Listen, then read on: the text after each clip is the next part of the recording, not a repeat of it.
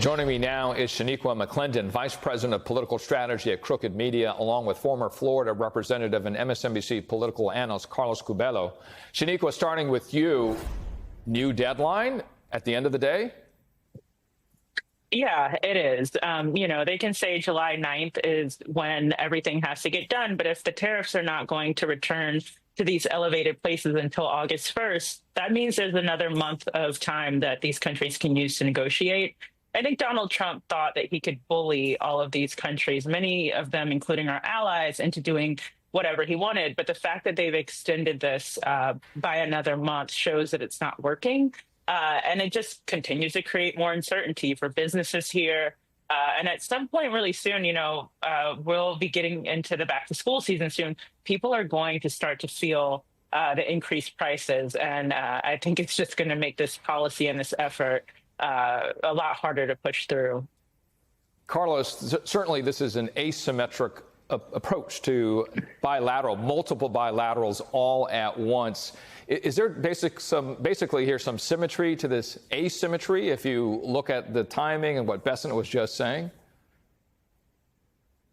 Well, Richard, I think the challenge for the Trump administration is that the threat of higher tariffs isn't only punitive to the other countries, right, to the countries we're imposing the tariffs on, but they will also hurt our own economy. We saw what happened back in April when that big announcement was made. The bond market really suffered. The stock market went into a panic. So that did a lot of harm to the U.S. economy. It did a lot of harm to people who are putting money away for retirement, people who need to withdraw from their 401k plan soon. So while this is a threat to other countries, and certainly they're going to be motivated to try to reach deals with the United States, these things take time. And if we go ahead and impose those very high tariffs, we're going to be punishing them, but we're also going to be punishing ourselves.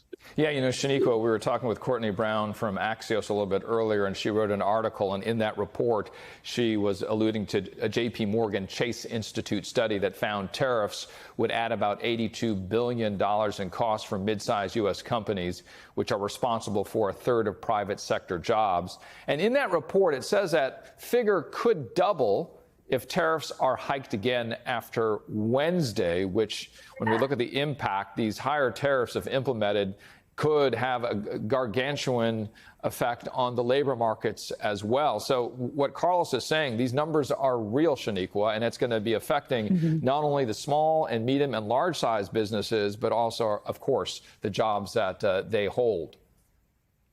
Yeah, and you pair that with the piece of legislation that went through Congress, you have people who are likely to lose their jobs as businesses try to grapple with these elevated tariffs. And then you have more people who will probably need federal assistance from our safety net programs that we have, and those have been slashed as well.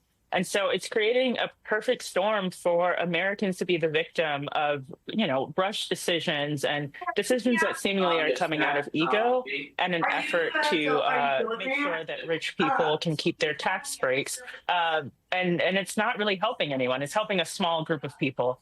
And I think we're going to see all of that come to a head. Carlos, have you spoken to any business leaders in the state of Florida or in the South? What have they told you? Look, after the postponement, in April of, earlier this year, a lot of people were relieved. And they said, well, even though there's a higher level of tariffs now, we feel like we can live in this new environment. We can make the adjustments. We can spread out these costs so that they don't go directly to the consumer. But if the tariffs are elevated to a point where there is no choice but to pass along the cost to the consumer, then people really start worrying about going out of business. They start worrying about the U.S. consumer really getting knocked down and our economy being dragged down. It really will start to affect growth. And again, Richard, the bond market, which I know is very technical and a lot of people don't pay attention to, but as bond yields go up, it's really bad for our economy. Borrowing costs go up, and bond yields, people say, what are bond yields? It's just a measure of trust. The less the world trusts the United States to lend us money, the more expensive it becomes for our government to borrow money. And that means it becomes more expensive for everyone, businesses and individuals, to borrow money. So this is a chain reaction that, as we saw last time, could be very damaging. So the Trump administration has to be careful in how they proceed here. Yeah, it's basically saying when those numbers go up in terms of bond yields and the cost of borrowing money, we don't trust you. We don't trust your economy as much as we used to do. Shaniqua McClendon, thank you so much. Carlos Curbelo as well. Have a good rest of your weekend.